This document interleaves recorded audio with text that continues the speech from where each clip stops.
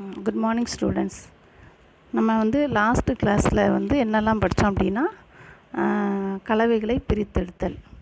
அப்போ கலவைகளை பிரித்தெடுத்தல் அப்படிங்கச்சுல அதில் பதங்கமாதல் பற்றி படித்தோம். அடுத்து மைய விலக்கு முறை பற்றி படித்தோம். கரைப்பான் சார் இறக்கல் முறை பற்றி படித்தோம். இப்போ என்ன முறை படிக்கணும்னா எளிய காட்சி வடித்தல். இப்போ என்ன முறை? எளிய காட்சி வடித்தல். இந்த எளிய காட்சி வடித்தல் அப்படின்னா ஒரு கரைசலிருந்து ஒரு தூய திரவத்தை பெறுவதற்கு பயன்படுத்தும் முறையாகும்.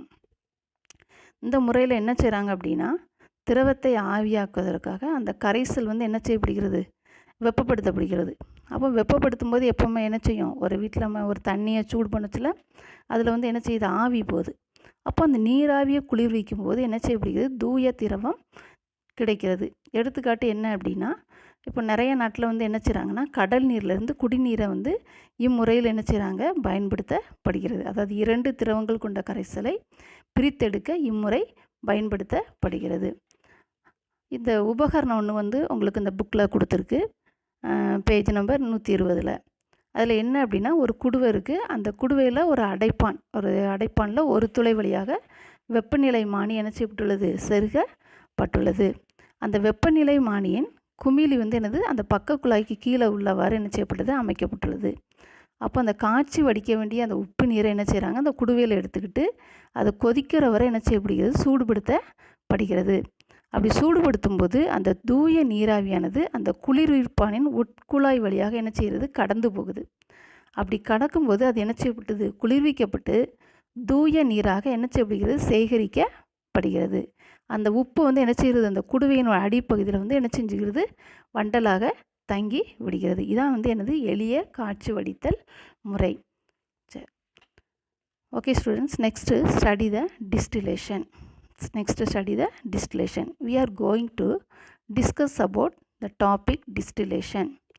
Distillation is a process and which we are going to separate out two miscible liquids. So miscible liquids is nothing but it homogeneous mixture. The homogeneous mixture consisting of uniform of combustion. We are having the small solution. There is a homogeneous solution. We cannot separate, we cannot differentiate. So here distillation is a process. We are going to separate out two miscible liquids. The distillation, there are two types. First one simple distillation, next one fractional distillation. Now we are going to study about simple distillation. Here the difference in boiling point of two permanent of mixture more than 25 Kelvin temperature. We can easily do this simple distillation method. Suppose less than 25 Kelvin temperature is the fractional distillation. The simple distillation, for the example, seawater.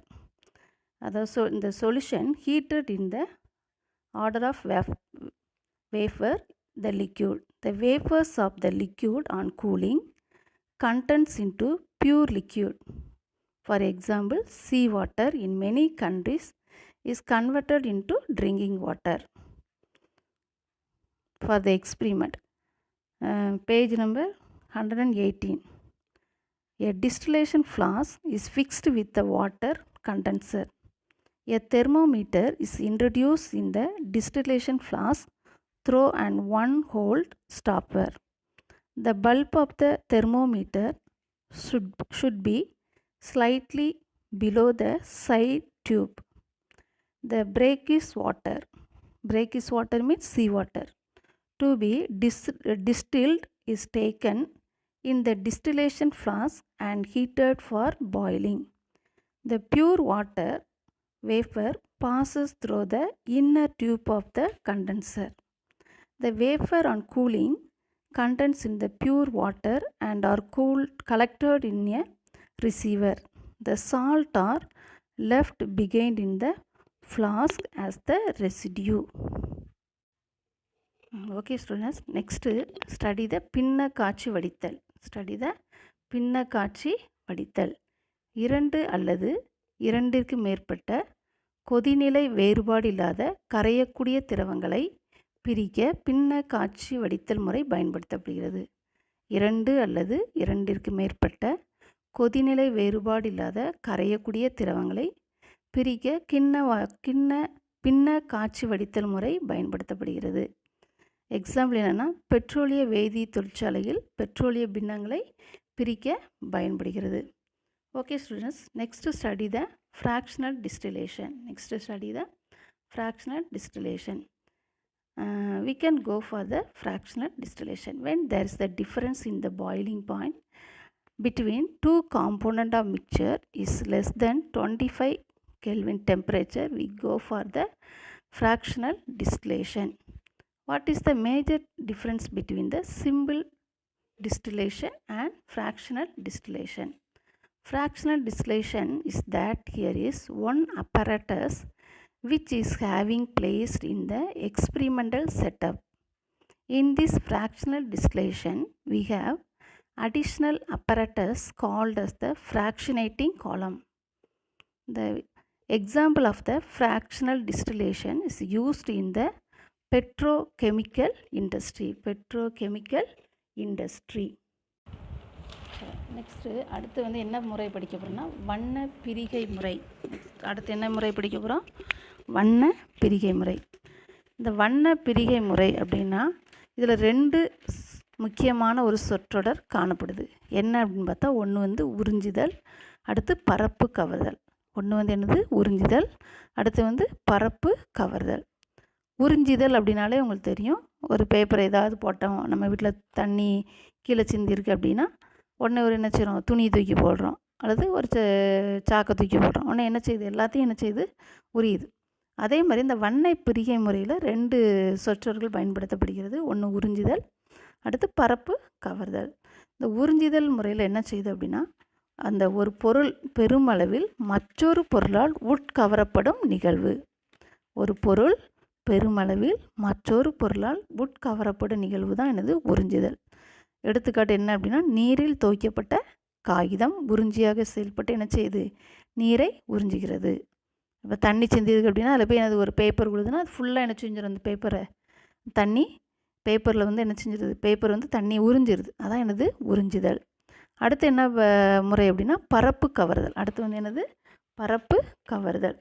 அதாவது ஒரு பொருளின் மேற்பரப்பில் வேறொரு பொருளின் துகள்கள் அல்லது கரைக்கப்பட்ட திண்மமாகவும் இருக்கலாம். அதாவது அந்த ஒரு பொருளின் மேற்பரப்பில் வேறு பொருளின் துகள்கள் கவரப்படும் நிகழ்வு.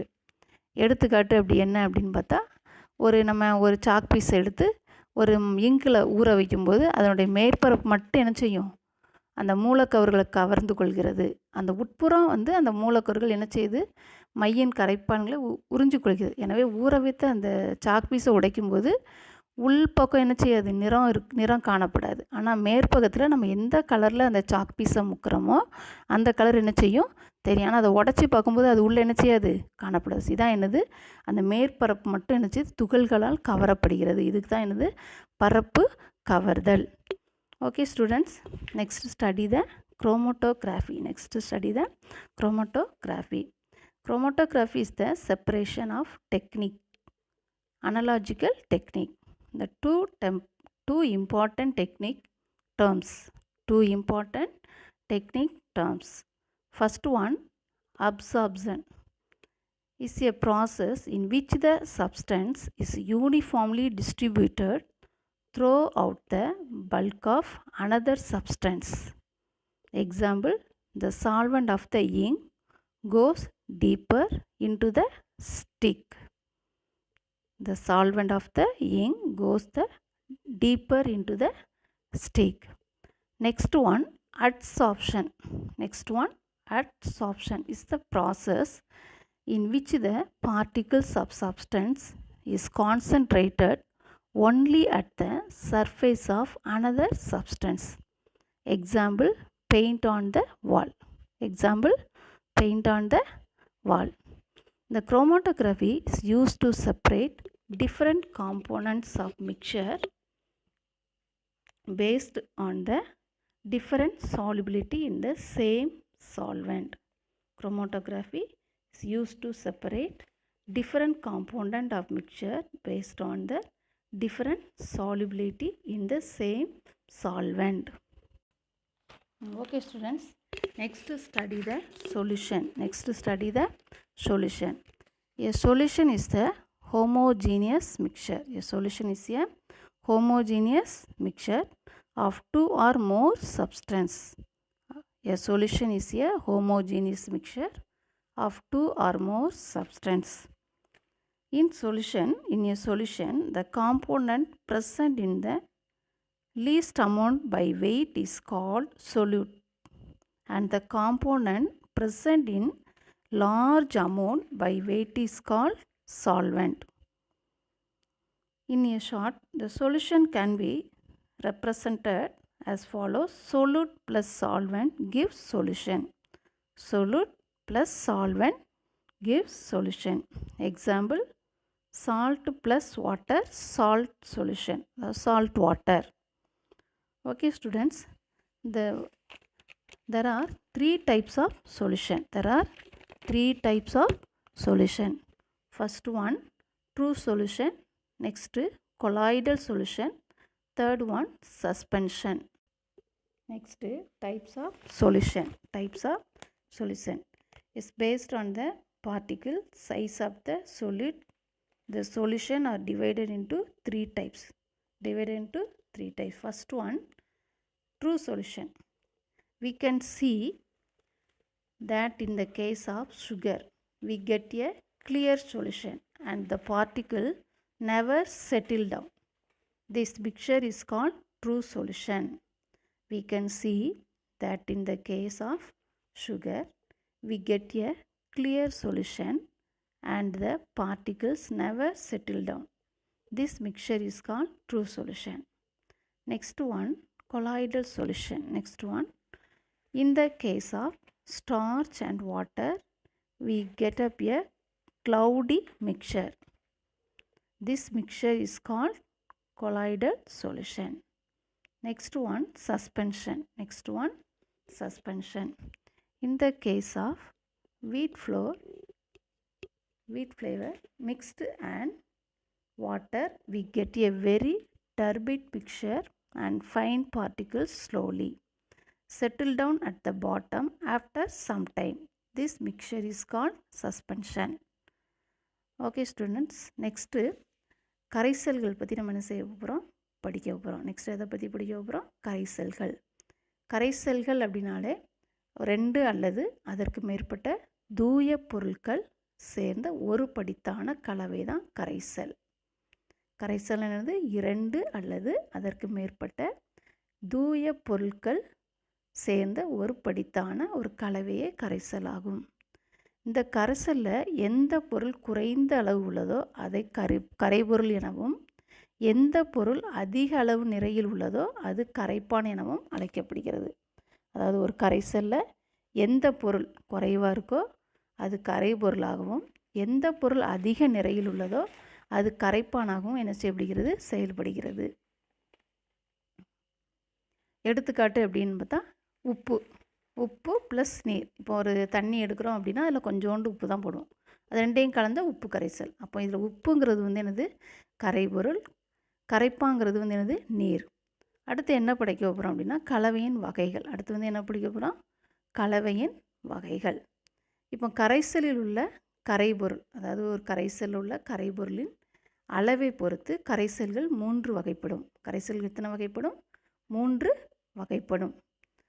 ஃபஸ்ட் ஒன் என்ன பார்த்தோன்னா ஒரு சர்க்கரை கரைசல் அப்படின்னா என்னது? ஒரு சுகர் சொல்யூஷன். அதாவது என்னது? தண்ணிக்குள்ளே சீனியை என்ன செய்யணும்? கரைச்சி வச்சோம்னா அதை வந்து என்ன பண்ண முடியாது, அது வந்து தெளிவாக தான் இருக்கும். சீனியை நம்ம கரைக்கிறோம், அந்த தண்ணி வந்து அந்த சீனியை கரைச்ச மாதிரியே என்ன செய்யாது? இருக்காது. அப்போ அதில் வந்து என்ன காணப்படாது? துகள்கள் வந்து என்ன செய்ய முடியல? கீழே படியாது. ஸோ இதுக்கு பேர் தான் என்னது? உண்மை கரைசல். ஒன்று வந்து என்னது? உண்மை கரைசல். செகண்ட் ஒன் கூழ்ம கரைசல். தேர்ட் ஒன் தொங்கல். அதாவது இந்த கலவையின் வகைகள் அது வந்து 3, அதோடைய துகள்களின் அளவை பொறுத்து 3ஆக பிரிக்கப்படுகிறது. 1 வந்து உண்மை கரைசல், 2 வந்து கூழ்ம கரைசல், 3 வந்து என்னது? தொங்கல். அப்போ உண்மை கரைசல்னால் என்னது? அதில் கரைந்துள்ள அந்த பொருள் வந்து என்ன செய்யாது? வித்தியாசமாக என்ன செய்யாது தெரியாது, அது கரைந்துள்ளதே தெரியாது. அதான் இதுக்கு தான் என்னது உண்மை கரைசல். ரெண்டாவது என்னது கூழ்ம கரைசல். இதில் வந்து என்ன செய்யணும், இந்த ஸ்டார்ச் நீங்கள் பார்த்துருப்பீங்க. அதை நம்ம தண்ணியில் கலக்கும்போது மேகம் எப்படி இருக்கும், ஒரு மாதிரி இருக்கும்ல, அதை மாதிரி தோன்றும். அப்போ இந்த மாதிரி தோன்ற அந்த இதுக்கு வந்து என்ன பேர்னா கூழ்ம கரைசல். அடுத்து பார்த்திங்கன்னா தொங்கல் அப்படின்னா இப்போ நம்ம வந்து என்ன செய்கிறோம், ஒரு கோதுமை மாவு எடுத்து தண்ணிக்குள்ளே கலக்கிறோம். முதல்ல கலக்கும்போது என்ன செஞ்சிடும், நல்லா கலங்கிற மாதிரியே இருக்கும். ஆனால் கொஞ்சம் நேரம் கழித்து நீ அதை வச்சுட்டு வந்தீங்கன்னா அதனுடைய துகள்கள் வந்து என்ன செய்யும், அந்த தண்ணி அடிப்பகுதியில் வந்து என்ன செய்யும், படிய ஆரம்பிச்சிருது. ஸோ இதுக்கு பேர் தான் என்னது தொங்கல். அப்போது 3 வகையான நம்ம வந்து கலவைகளை பற்றி படித்தோம். ஒன்று என்னது உண்மை கரைசல், கூழ்ம கரைசல், அடுத்து தொங்கல். Okay students, next study the colloidal solution. A colloidal solution is a heterogeneous system consisting of the dispersed base and the dispersion medium.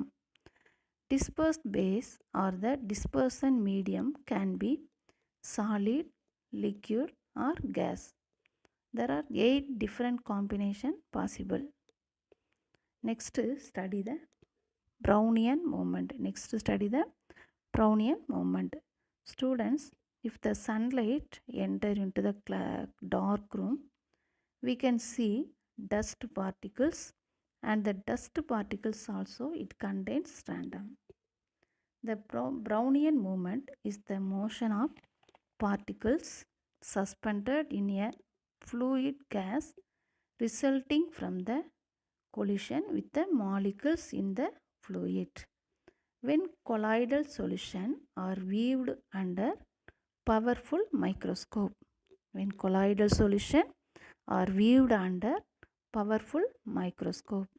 it can be seen that colloidal particles are moving constantly and rapidly in zigzag direction.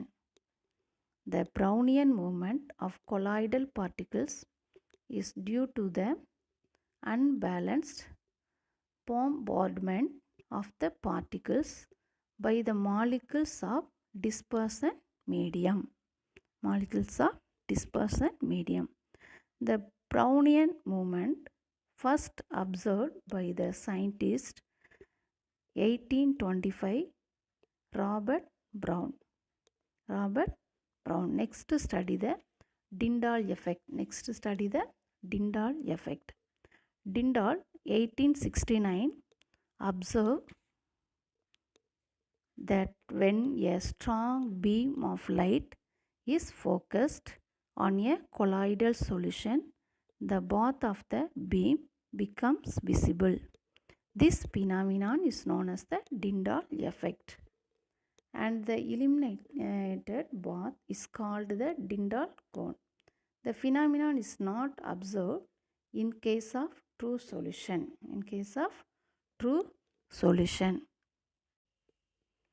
Okay student, next நம்ம படிக்க போகிறதுனா கூழ்ம கரைசல். கூழ்ம கரைசல்னால் என்னென்னா பரவிய நிலைமை மற்றும் பரவல் ஊடகம் கொண்ட ஒரு பலப்படித்தான அமைப்பாகும். கூழ்ம கரைசல்னால் என்னென்னா பரவிய நிலைமை மற்றும் பரவல் ஊடகம், இதான் எனது கூழ்ம கரைசல். இந்த கூழ்ம கரைசலில் தான் நம்ம எதை பற்றி படிக்க போகிறோம்னா ஃபஸ்ட்டு ப்ரௌனியன் இயக்கம். என்ன படிக்க போகிறோம்? ப்ரௌனியன் இயக்கம். இது வந்து ஒரு இயக்க பண்பாகும். அந்த கூழ்ம கரைசல்களை நம்ம எதை வச்சு பார்க்கலாம் அப்படின்னா ஒரு நுண்ணோக்கி வச்சு தான் என்ன செய்ய முடியும், பார்க்க முடியும். அதாவது ஒரு நுண்ணோக்கி வச்சு பார்க்கும்போது தான் அந்த கூழ்ம துகள்கள் அங்கே எங்கேயும் என்ன செய்யும், அதாவது ஒழுங்கற்ற நிலையில் வேகமாக ஓடும், சீராக இருக்கும், சீரற்ற என்ன செய்யும், நகர்ந்து கொண்டிருப்பதை காண முடியும். அப்போ இந்த நகர்வுக்கு தான் என்ன பேர் அப்படின்னா ப்ரௌனியன் நகர்வு. இந்த நகர்வுக்கு தான் என்ன பேர்? ப்ரௌனியன் நகர்வு அல்லது ப்ரௌனியன் இயக்கம் என அழைக்கப்படுகிறது. இந்த ப்ரௌனியன் இயக்கத்திற்கு காரணமாக அமைவது என்னது அப்படின்னா அந்த ஊடகத்தில் உள்ள மூலக்கூறுகளுடன் பரவிய நிலைமையில் உள்ள மூலக்கூறுகள் சமநிலையற்ற முறையில் மோதிக்கொள்ளும்போது ஏற்படுற அந்த நகர்வு தான் நமக்கு என்ன செய்யப்படுகிறது, காணப்படுகிறது. இதுக்கு தான் ப்ரௌனியன் இயக்கம். நம்ம பார்த்திங்கன்னா நம்ம வீடு ஒரு ரூம் வந்து இருட்டாக இருக்குது, நீ அந்த ரூமில் வந்து டக்குன்னு போய் கதவை திறக்கிற அப்படின்னா அதுலேருந்து என்ன செய்யும், அந்த சூரிய ஒளி போய் என்ன செய்யும், படும். அப்போ அந்த சூரிய ஒளி அந்த ரூமில் படும்போது பார்த்திங்கன்னா அந்த வெளிச்சம் போகிற இடத்துல பார்த்திங்கன்னா தூசியாக அதில் போய்கிட்டு இருக்கிற மாதிரி உனக்கு என்ன செய்யும், தெரியும். இந்த மாதிரி தெரிகிற இதுக்கு பேர் தான் என்னது, ப்ரௌனியன் இயக்கம். அடுத்து பார்த்திங்கன்னா டிண்டால் விளைவு. அடுத்து வந்து என்னது, டிண்டால் விளைவு. இது என்ன அப்படின்னா, ஒரு ஒளிக்கற்றை, அதாவது ஒரு டார்ச் லைட்டை வச்சு நம்ம என்ன செய்கிறோம், ஒரு கூழ்மக்கரைசல்னால் என்னது, என்ன சொன்ன, அந்த ஒரு கோதுமை மாவை என்ன செய்கிறோம், ஒரு தண்ணிக்குள்ளே வச்சு கரைச்சி வைக்கிறோம் அப்படின்னு சொன்னோம்னா அதுதான் கூழ்மக்கரைசல். அப்போ அந்த கூழ்மக்கரைசல் வழியாக நம்ம செலுத்தும் போது அந்த ஒளிக்கற்றையின் பாதையை வந்து என்ன செய்ய முடியும், பார்க்க முடியும். அதை வந்து என்ன செஞ்சார், யார் கண்டுபிடிச்சாருன்னா இந்த டிண்டால்ங்கிறவர் என்ன செஞ்சார், கண்டுபிடிச்சார். அப்போ கூழ்மக்கரைசல் வழியாக அந்த ஒளி போகிற அந்த பாதையை நம்ம பார்க்குறத வந்து அந்த டிண்டால்ங்கிறவர் என்ன செஞ்சார், கண்டறிந்தார். இதுக்கு தான் என்ன பேர், டிண்டால் விளைவு. அவ்வாறு அந்த டிண்டால் விளைவு ஒரு இடத்துல போய் குவியப்படுது. அந்த குவிகிற அந்த இடத்துக்கு தான் என்னது, டிண்டால் குவிகை வடிவு என்று அழைக்கப்படுகிறது. இத்தகைய நிகழ்வு எங்கே இருக்குதுன்னா உண்மை கரைசலில் உண்டாகுதில்லை. அதாவது சீனியும் இப்போ தண்ணியும் போட்டு கலக்கி வச்சுட்டு அந்த வழியாக நம்ம இந்த லைட்டு டார்ச்சை வச்சு அடிக்கும்போது இத்தகைய தன்மை வந்து அதில் என்ன செய்யலை, காணப்படவில்லை. அதாவது அந்த நிகழ்வு வந்து அதில் காணப்படாது. ஆனால் கூழ்ம கரைசல் என்ன செய்யப்படுகிறது, காணப்படுகிறது. இதுக்கு பேர் தான் என்னது, டிண்டால் விளைவு. Okay students, next study the emulsion. An emulsion is a colloid of two or more immiscible liquids where one liquid is dispersed in another liquid. An emulsion is a colloid of a two or more immiscible liquid where one liquid is dispersed in another liquid. Emulsion is generally unstable.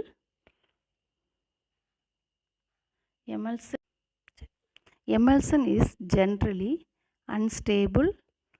Two liquids may separate out on standing for sometimes. Example என்ன அப்படின்னா milk, butter, egg, paint, facial cream and some common example. Emulsifying agent, gum, gelatin, soap. That is a common example.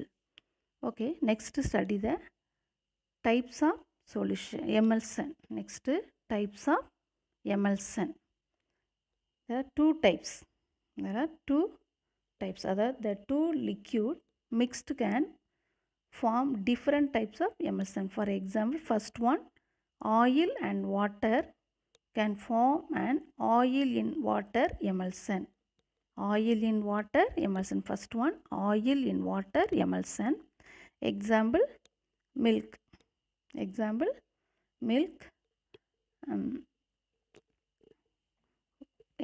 for milk. Next one, water in oil emulsion. First one, oil in water emulsion. Second one, water in oil emulsion. Example, butter. With water. Butter, dispersed phase water, dispersion medium oil. First one என்னது, oil in water emulsion. Example, milk. இதில் oil, அதாவது small amount of small, அதாவது dispersed phase. Water is the large amount. இது dispersion medium. Next one, water in oil emulsion. Example, butter. அதாவது dispersed base water, dispersion medium oil. சரி, அடுத்து என்ன படிக்க போகிறோம் அப்படின்னா பால்மம். பால்மம்னா ஒரு சிறப்பு வகை கூழ்மம். பால்மம் அப்படின்னா என்ன, ஒன்றுடன் ஒன்று கலவாத இரண்டு திரவங்களை சேர்ப்பதனால் உருவாகும் ஒரு கலவை.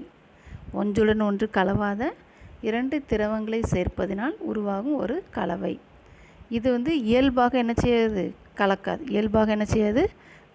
கலப்பதில்லை. இந்த பால்மோங்கிற வார்த்தை வந்து எங்கேருந்து பெறப்பட்டதுன்னா லத்தீன் வார்த்தையிலேருந்து என்ன செய்யப்பட்டுள்ளது, பெறப்பட்டுள்ளது. இந்த பால்மத்துக்கு எக்ஸாம்பிள், அதாவது அர்த்தம் அப்படின்னா பாலாக்கல். அதாவது பால்னால் என்னது? கொழுப்பும் நீரும் ஒரு கலந்த கலவை தான் பால்மம். அப்போ இந்த திரவ கலவை பால்மமாக மாறக்கூடிய நிகழ்வு தான் என்னது? பால்மமாக்கல். எக்ஸாம்பிள் என்னது? எடுத்துக்காட்டு என்ன அப்படின்னு பார்த்தா பால், வெண்ணெய், முட்டையின் மஞ்சக்கரு, வர்ணம், முகப்பூச்சி, பூச்சிக்கொல்லி மருந்து, இதெல்லாம் எதுக்கு எடுத்துக்காட்டு அப்படின்னா இந்த பால்மத்துக்கு எடுத்துக்காட்டு. அடுத்து பார்த்திங்கன்னா பால்மங்களின் வகைகள். அடுத்து என்ன படிக்க போகிறோம்? பால்மங்களின் வகைகள். இந்த 2 திரவங்கள் கலந்து வெவ்வேறு வகையான பால்மங்களை உருவாக்கின்றன. எடுத்துக்காட்டு என்ன அப்படின்னா ஃபஸ்ட் ஒன் என்னன்னா எண்ணெய் மற்றும் நீர் இரண்டும் கலந்து நீரில் எண்ணெய் என்ற பால்மம். அதாவது எண்ணெய் மற்றும் நீர் ரெண்டும் கலந்து நீரில் எண்ணெய் என்ற பால்மம் உருவாகிறது. எடுத்துக்காட்டு அப்படின்னா பால் குளவி. எடுத்துக்காட்டு என்னது? பால் குளவி. இங்கே வந்து எண்ணெய் துளைகள் நீரில் பரவியுள்ளன. அடுத்து என்ன பார்க்குறோன்னா எண்ணெயில் வந்து நீர் கலந்து எண்ணெய் நீருங்கிற பால்மத்தை உருவாகிடுது. எடுத்துக்காட்டு என்ன கொடுத்துருக்குது? வெண்ணெய். எடுத்துக்காட்டு என்னது? வெண்ணெய். முதல்ல வந்து என்னது? நீரில் எண்ணெய், அதாவது நீரோட எண்ணெய் கலகிறது. ரெண்டாவது எண்ணெயில் நீர் கலந்து என்ன செய்யுது? ஒரு பால்மத்தை உருவாக்கிறது. இதுக்கு எடுத்துக்காட்டு வெண்ணெய். இங்கே வந்து என்ன செய்யுது? வெண்ணெய் வந்து என்னது? எண்ணெயில் வந்து என்ன செய்யுது? நீர் பரவி உள்ளது. அதில் நீரில் எண்ணெய் பரவி இருந்தது. இதில் வந்து என்னது? எண்ணெயில் நீர் பரவியுள்ளது. இது எங்கே பயன்படுத்தப்படுகிறதுனா உணவு பதப்படுத்துகிற இடத்துல பயன்படுத்தப்படுகிறது. அடுத்து மருந்துகள் தயாரிக்கிற இடத்துல என்ன செய்யப்படுகிறது? இந்த பால்மங்களின் பயன்பாடுகள் வந்து என்ன செய்யப்படுகிறது? அதிக அளவு பயன்படுத்தப்படுகிறது. சரி, ஓகே ஸ்டூடெண்ட்ஸ், இந்த பாடம் இதோடு நமக்கு என்ன செஞ்சிருச்சு? முடிஞ்சிருச்சு. இன்றைக்கி என்ன ஹோம்ஒர்க் அப்படின்னா சேர்மங்களுக்கும் கலவைகளுக்கும் உள்ள வேறுபாடுகளை படித்து உங்கள் டீச்சருக்கு என்ன செய்யுங்க? ஹோம்ஒர்க்கு வாட்ஸ்அப்பில் எழுதி அனுப்புங்க. இங்கிலீஷ் மீடியத்துக்கு difference between mixture and compounds.